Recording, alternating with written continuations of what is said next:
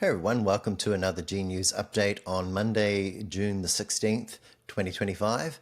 Today we're just going to talk about Christopher Luxon and his media rounds. Well, the first thing that happened this morning was the New Zealand Herald made a big blooper by suggesting that Christopher Luxon had said that there were only 500 people in China who were living a middle class standard of living these days, and that this represented a very big opportunity for New Zealand, when in actual fact it was pretty clear that the Herald had stuffed up and that it was the case that Christopher Luxon said there were 500 million Chinese that were now living in a middle class standard of living, and that was the opportunity. It's a big market, Ingrid, as you'd understand. You know, there's 500 million middle-class people that have a middle-class standard of living in China. But as it turned out, Christopher Luxon did make a big blooper himself this morning, which may have gone unknown or passed by a lot of people on Television New Zealand Breakfast this morning. Here it is. In the US, we've raised our concerns around 401s in Australia. Yes, the 401s instead of the 501s. So apparently we've got 401 problems, probably got 301 problems, maybe 201s as well as 501s. So it's one of those things, probably just a slip of the tongue, but you know, you're the Prime Minister, so you're supposed to get that kind of thing correct. It happens every now and then. Probably more concerning is the way that Christopher Luxon is saying that he is gravely concerned about the situation in the Middle East, and that won't be him. That'll be advice from officials at MFAT that have told him this is what the level of concern is. It's not condemning what's going on between Israel and Iran. It's just gravely concerned. Gravely concerned is a level of diplomatic angst, I suppose, that a country might express. You may recall that on the 7th of October, Nānea Mahuta said that New Zealand was gravely concerned about the situation where people were kidnapped by Hamas out of Israel, and threw a fit, basically, a moral outrage that we didn't condemn it, and that we in fact had said it, we were just gravely concerned. Well, that was a big issue in the media today. Christopher Luxon isn't condemning anyone, he's just gravely concerned. So you pick up these kind of things when you follow the news after a while. But here's Christopher Luxon saying he's gravely concerned repeatedly on different media this morning. You know, very, very concerning. It's really, really very concerning. Now, Jenny May actually pulled him up and said, is concern really enough? Here's what she said. Is simply expressing concern enough, or should New Zealand take more diplomatic action? Well, I'd say, we are gravely concerned about what's happening in the Middle East. If you just take a step back. And this led to the revelation that Christopher Luxon had memorised overnight everything that he needed to say. So this was rote learning. And you can see that he repeats pretty much verbatim the same message on every media channel this morning. This is normal stuff, by the way, but I just thought I'd point it out to you. So here's Christopher Luxon repeating again and again and again that we were concerned, what we want to see, and then this spiel about what we don't want to see. What we don't want to see is A, B, C, and D, and we don't want to see, and then, military action is not the way. Here it is. Here's the sequence of repeated, pre-learned, rote-learned spin from Christopher Luxon. What we don't want to see is we don't want to see Israel occupation of Gaza. We don't want to see Iran with a nuclear weapon meddling in regional affairs. We don't want to see Hamas not releasing hostages. And so there's what's happening is military action is not the way in which we actually de-escalate and actually get back to a political settlement and negotiation. We don't want a nuclear-armed Iran. We don't want Gaza under Israeli occupation. We don't want Hamas holding hostages. We don't want a regional war. And the more military military action that frankly is taking place in those different theatres within the Middle East, that's not the way forward. We need critical.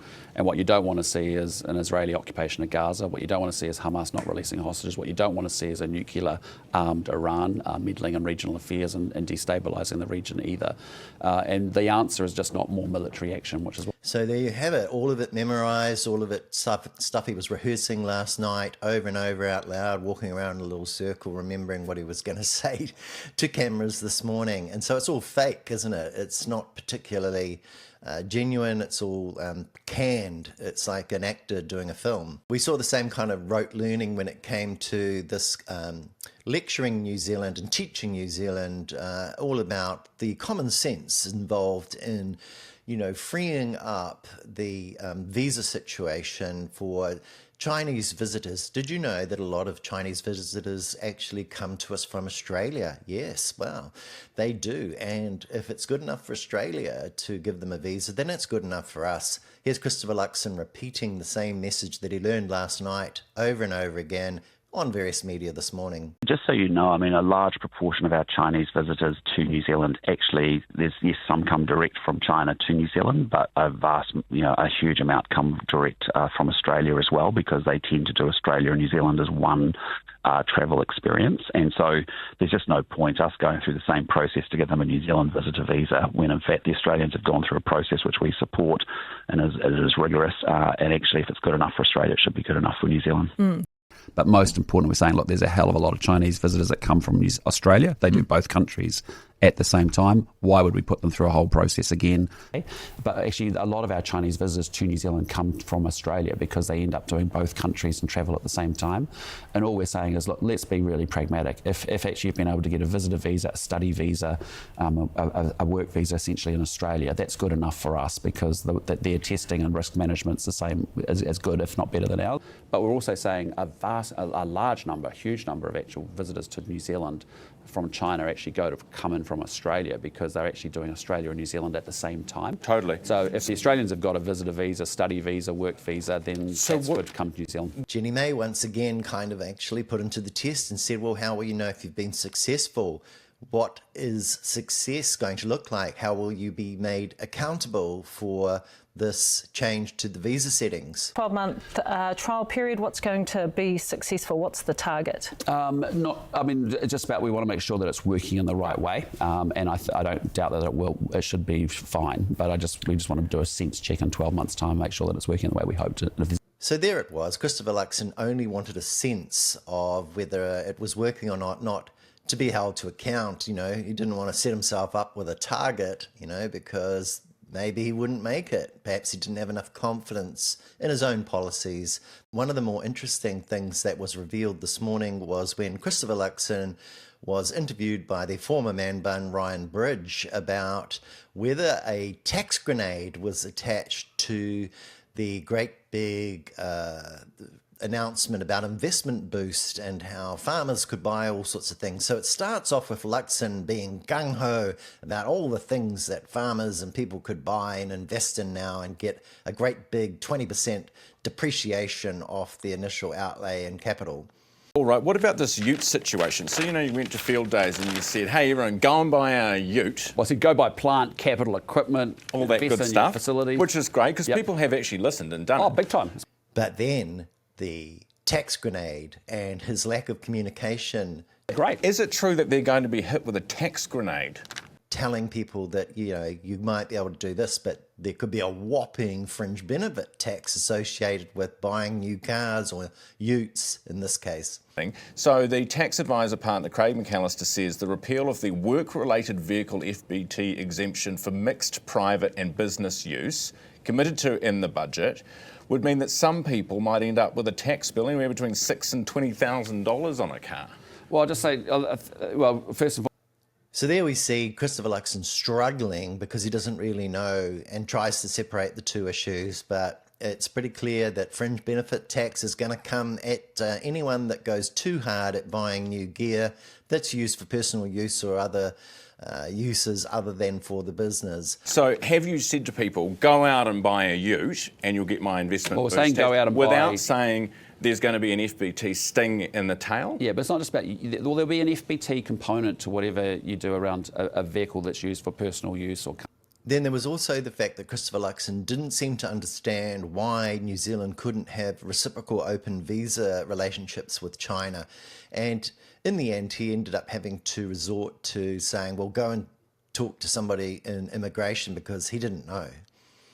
Visas. Apparently refugee claims are quite high from China, and that's the reason that we won't just carte blanche let them come in visa-free. What's up with the refugee claims from China? No, I'm not aware that that is the case at all, actually. But I just, what we're trying to do is, we've got... You'd have to talk to Immigration New Zealand. Okay. They genuinely look at all 195 countries on Earth and work out what the right settings for us to be in are at. Okay. But for us, it's about making sure there's any obvious irritants that are stopping visitors from coming. So when he's not briefed, he's pretty poor. He doesn't really know much about what's going on in immigration. He hadn't even asked those questions himself, so he came into that pretty unprepared. Christopher Luxon was also repeating the same kind of words around how when he gets to NATO, it's an opportunity for him to do some speed dating with world leaders. What the European issues are. It's a great way for me to also speed date a lot of European leaders. Our export has done a good job, so it's about bilateral speed dating with all these leaders in one place. Now, there was more of that, but I just didn't put it all there for you, because you can already see that what had happened last night, because Christopher Luxon had spent a few hours rehearsing and going over and over, probably with his communications people, his preparation for this morning's media rounds, which meant that, he was able to churn out what he's saying because he'd remembered it all from last night, which is really quite a performance, and it's real performance art, isn't it?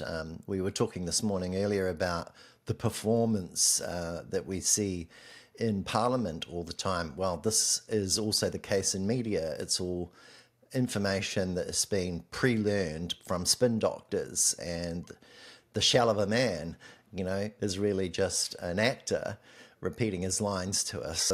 Then there was the bombshell revealed this morning that Christopher Luxon is going to rip apart your sick leave entitlements, particularly if you're a part-time worker, and those pro rata sick leave entitlements are going to be stripped back by Van Velden, like she did strip back all of the health and safety regulations, causing so many more workplace injuries in New Zealand and raising the cost of claims through ACC. And not counting on any of that, all doing it without evidence, just making workplace injuries more common. It's much more dangerous to go to work. And now when you're sick, they're going to divide your sick leave entitlements from 10 down to 5 days. And he was very, very gung-ho with Mike Hosking about this morning. It was kind of like trying to prove to Mike that he was certain and on top of things and, a strong man. Here he is with Mike Hosking boasting almost about how he's got definite stuff and certain things happening when it comes to stripping back what Jacinda Ardern had put in place during COVID. Yeah. Why do we have 10 days sick leave? Yeah, well, there's some changes coming through on workplace relations. Here we go. So we had 5 sick days until Jacinda decided we needed 10. Correct. For COVID. COVID's now, can we agree that it's gone? Yes. It's and just therefore we normal might need to practice. do something about sick leave. We might need to. We might need to do things about pro-ratering sick leave as well, because people who are on part-time contracts are getting full-time 10-day equivalency. So Brooke Van Velden's working through some of those issues. When are we getting an announcement on that? I can you do this to me every frickin' week. I'm sorry to hold you to account. My sincere apologies. I just thought you were running the place. No, there will be. I just can't remember the date off the top of my head. So an announcement on sick leave is coming from Brooke Van Velden. There was a whole bunch of workplace relations stuff, as you've started to see. There's also stuff on health and safety, and in the mix in there is sick leave and stuff. Yep. But when it came to talking to Ingrid Hipkiss on Morning Report, Luxon pulled back the gung-ho, tough man routine and turned into a bit of a sheepish, fatherly figure that was saying he was a bit uncertain about and was all a bit premature. Here's what he had to say. Sick leave. Are you proposing or moving to reduce the number of sick days from 10 to 5? Look, that's something that I know Brooke Van Velden is looking into as she looks at a whole raft of workplace relations. So it's a bit premature for now. But would you support that? Well, I think there's probably a need for us to look at it for sure, and just make sure that we've got that setting right, and particularly around proportionate sick leave for part-time workers versus full-time workers and those sorts of things. But Brooke's looking at a package of things around workplace relations, as you've seen through already this year, and she'll continue to look at that. So that's about all that I just wanted to cover this morning. So the main points were that there were some big bloopers there. There were some shockers around workers' rights and sick leave, that you're going to be gutted and made worse off if you're a worker up and down this country. If you're thinking about voting for National and ACT again, just think about the fact that you're going to be worse off. You might resent some things that happened over COVID, but basically you're not improving your own situation if you're a part-time worker by voting for National. Really should actually look at improving your own lot and think about workers and other people like yourself who actually go to work and get sick and then are made to work even when you're sick, or just get docked pay. So that's what's going on, and basically it's the same people in the media. You've got a prime minister that's inauthentic, that learns everything in advance and is just repeating things in the same order. You've got all this sort of falseness about the man as he evades conversations and pretends that he's actually participating honestly in a debate with us all. But it's not authentic. It's not really him. And I think it's all a big act, and that's basically all I wanted to say right now. But I'll be back later this evening with a podcast with someone very interesting, so tune in for that later on G News. Have a wonderful day for the rest of the day, and I'll see you all again soon.